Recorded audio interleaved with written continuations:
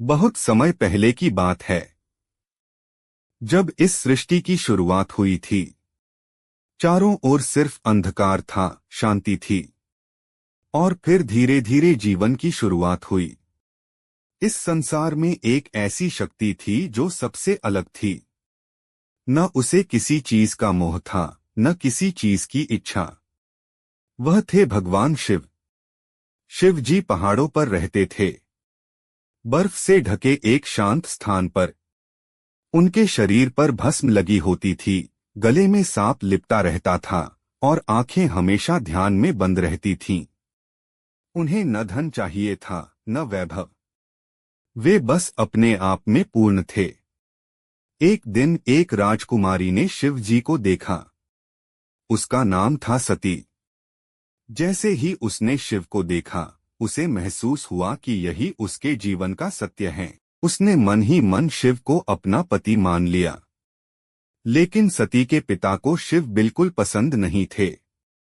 उन्हें लगता था कि शिव एक साधारण अजीब से योगी हैं, जिनका कोई स्थान नहीं है। फिर भी सती ने शिव से विवाह कर लिया। कुछ समय बाद सती के पिता ने एक बहुत बड़ा यज्ञ रखा।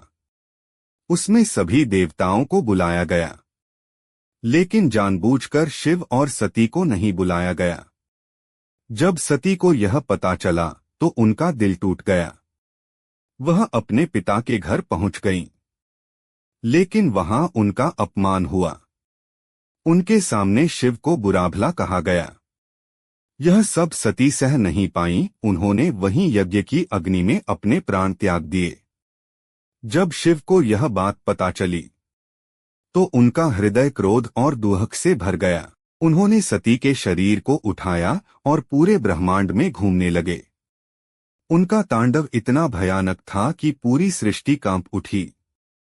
हर तरफ विनाश होने लगा। आखिरकार समय बीता और सती ने फिर से जन्म लिया। इस बार वह एक राजा के घर जन्मी। उनका नाम था पार्वती। पार्वती को बचपन से ही शिव के बारे में सब पता था।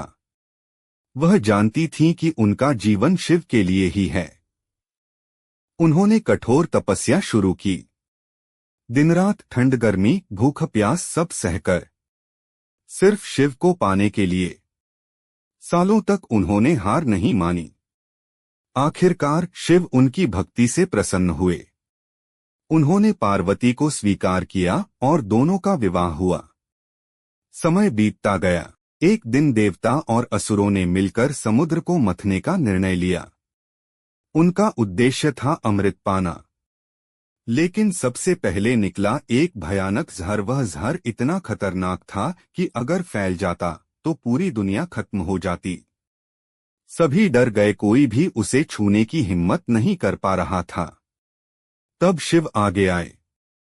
उन्होंने बिना सोचे समझे वह जहर पी लिया ताकि दुनिया बच सके। जहर उनके गले में ही रुक गया, जिससे उनका गला नीला पड़ गया।